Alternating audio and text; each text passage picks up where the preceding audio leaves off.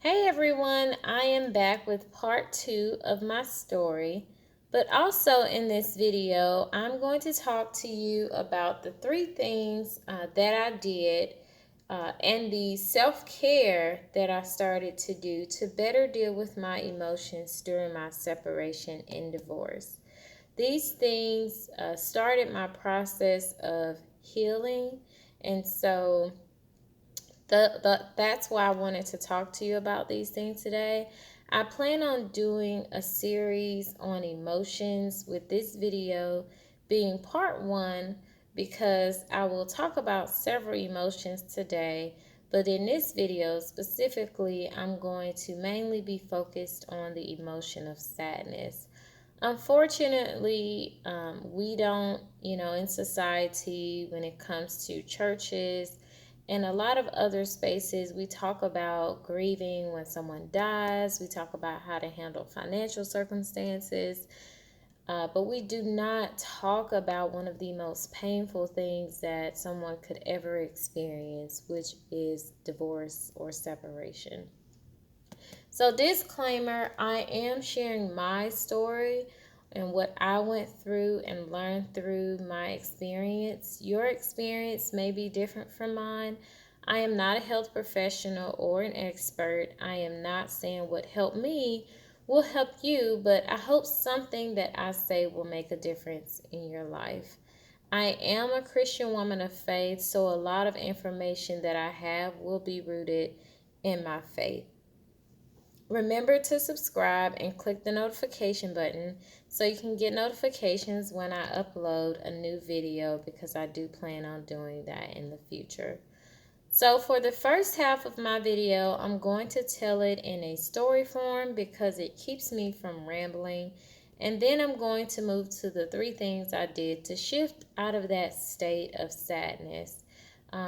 Not that I'm never sad anymore, but to shift out of that state of continuous sadness. If you want to skip straight to the tips, check the description box for the time the tips start. In the beginning, after that night that my husband told me that he didn't want to be married anymore, the first emotion that I experienced was deep sadness. I remember crying so much, I wondered how could one person have so many tears. While I still breathed physically, in my soul, I felt suffocated. My face would be swollen after crying, and it looked like I allowed someone to use it as a punching bag for several rounds of boxing. Because I didn't want him to see me cry, I spent most of my sobbing moments when I knew he was at work or at night in my dark room with him laying carelessly next to me in the face of my pillow. Silent screams were all that I allowed from myself, because I felt like I would look pathetic crying over someone who didn't want me. Or even worse, my thoughts would become hard truths if I knew he heard me cry, but either pretended to be asleep or didn't pretend and chose to ignore or turn his back to me. Because of how vulnerable I was, I knew that the latter would be too much to bear. This was a sadness that even with over 30 years of scriptures and Sunday services, I could not shake. I became something like a mummy, a robot, a mere body whose soul was no longer inside. I wish I could say that I shook these feelings of sadness in a few days, weeks, or even a couple of months. But the truth is that I went through this stage of sitting in the dark, barely eating, and crying into my pillow for months. My feelings of sadness came from my hurt, confusion, and rejection. Hurt with how someone I loved and trusted could hurt me so bad with seemingly no remorse or care. Confusion on how I ended up here and whether it was my fault. Did I not do enough? Affirm him enough? Did I miss signs in the beginning? What signs did I miss that this was about to happen? Why was this happening in my Christian marriage? I could have understood if I married a non-believer. Had he been faking the last 2 years? This was not the same man that I heard God tell me to marry.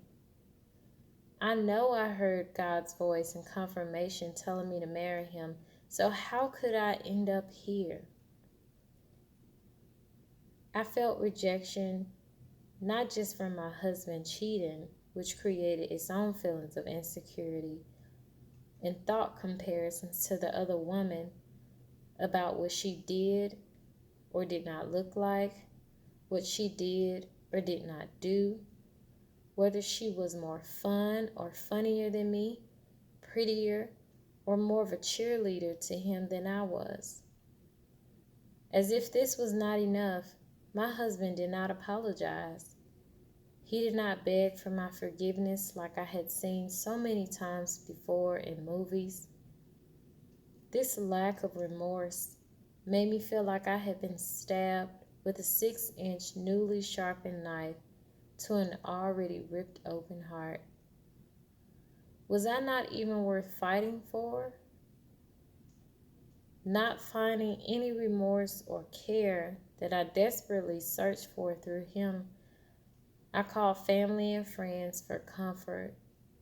But once I hung up the phone, loneliness, sadness, hurt, and rejection re-entered the four walls of my bedroom. I had spent months doing the same thing and feeling the same way. I knew that if I continued to focus on him and all these things, that I could end up in this dark place for years or for the rest of my life. So I decided it was time for a change. For the first time in a long time, instead of spending my time crying, I spent my time thinking about how if my husband and circumstance didn't change, how I could find my way to happiness, joy, and peace. Even though I had been praying to God and asking him to change my situation and to restore my marriage, I had not fully surrendered my marriage or my husband to God. If I'm honest, a part of me was angry at God for allowing me to marry someone who would hurt me so bad and turn my world upside down. In a way, my heart had checked out of the loving relationship I had with God because of my hurt, anger, and disappointment. Just like in my relationship with my husband, I found myself going through the motions with God. I had been in this place before with him. When my goddad died, and I knew after watching my husband that this was the place that he was with God as well. But I couldn't focus on him. I had to focus on me. And I knew from my previous checkout experience with God years before that the road without him was a lonely, unfulfilling journey that led only to a dead-end road of no hope and no purpose or desire for life. So what did I do? I started with these 3 things. The first thing I did was I decided to give my hurt, pain, and heart to God for real. Full surrender. It was not easy, and it did not happen in a conversation with God, not one conversation or precise session of praise and worship. But every day I became more honest with God about how I felt and asked him to help me get through my tough moments. I read my Bible and Googled scriptures on faith, hope, sadness, and whatever else I was feeling. I also listened to praise and worship, and even when I didn't feel like it, I attended Sunday service and listened to motivational and inspirational short and longer messages from different pastors on my YouTube feed. It seemed like God would always send me the daily bread or message I needed to hear for that day. And while that message probably would not have soothed my spirit the same the next day, I felt like God was feeding me like He fed the people in the wilderness when they had to seek Him daily for their bread and not depend on the bread from the day before. In my case, my daily bread I depended on God for was hope, faith, feeling loved, and assurance that everything was going to be all right, and even so much better than all right after this. Slowly but surely, I could feel the weight that I had been walking around with becoming lighter and lighter. The second thing I did was journaling and eventually therapy. Both journaling and therapy helped me to process my feelings unfiltered without feeling judged or feeling like I had to be careful with what I said.